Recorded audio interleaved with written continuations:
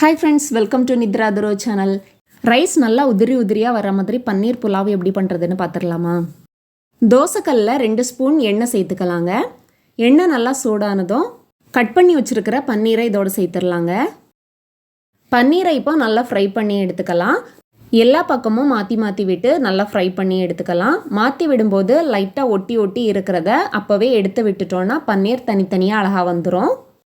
தோசைக்கல்லுக்கு பதிலாக குழியாக உள்ள பாத்திரத்தில் ஃப்ரை பண்ணி எடுத்திங்கன்னா உடனே மிக்ஸ் பண்ணி விட்டுட்டே இருக்கணுங்க, இல்லைனா அது ஒன்றோட ஒன்று நல்லா ஒட்டிக்கும். இப்போ இந்த பன்னீர் எல்லாத்தையுமே நல்லா ஃப்ரை பண்ணி எடுத்தாச்சுங்க. நல்லா பொன்னிறமாக இருக்குது பாருங்கள். இந்த அளவுக்கு நல்லா ஃப்ரை பண்ணி எடுத்து வச்சுக்கலாம்.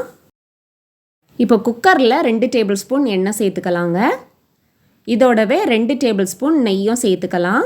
நெய் இல்லைனா அதுக்கு பதிலாக எண்ணெய் கூட சேர்த்துக்கலாங்க. ஆனால் நெய் சேர்த்தா வாசனையும் டேஸ்ட்டும் ரொம்ப நல்லாயிருக்கும்.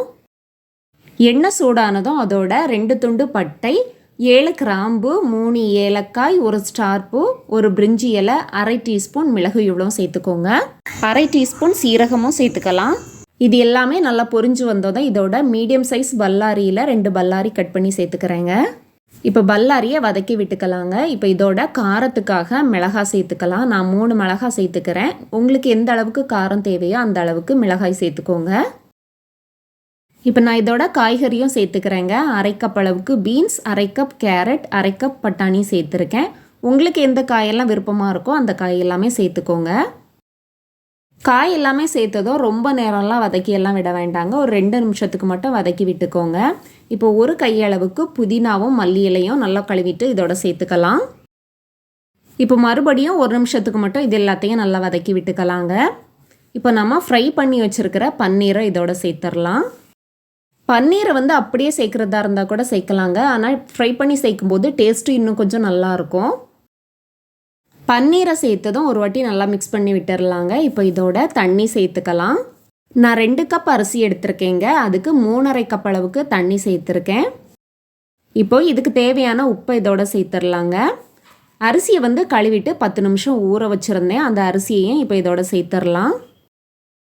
ஒவ்வொரு அரிசிக்கும் தண்ணி 1/4 கப் அதிகமாகவோ கம்மியாகவோ தேவைப்படுங்க. அதை பார்த்து சேர்த்துக்கோங்க.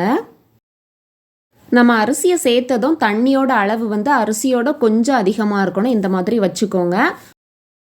அரிசி ஒரு கொதி வந்ததும் அரிசியோட அளவும் தண்ணியோட அளவும் சமமாக இருந்த மாதிரி இருக்கும். இப்படி இருந்தால் தான் ரைஸ் நமக்கு நல்லா உதிரியாக கிடைக்கும். இப்போ குக்கரை மூடி போட்டுட்டு 2 விசில் வச்சு எடுத்துக்கலாங்க. பாருங்கள் ரைஸ் எவ்வளோ உதிரியாக இருக்குன்னு. நீங்களும் இனி புலாவ் செய்யும்போது இந்த மாதிரியே செய்து பாருங்க. சூப்பராக வரும். ரைஸ் ஒன்றுக்கு ஒன்று ஒட்டாமல் நல்லா உதிரியாக சூப்பராக வரும். வீடியோ பிடிச்சிருந்தா லைக் பண்ணுங்கள், ஷேர் பண்ணுங்கள். தேங்க்ஸ் ஃபார் வாட்சிங்.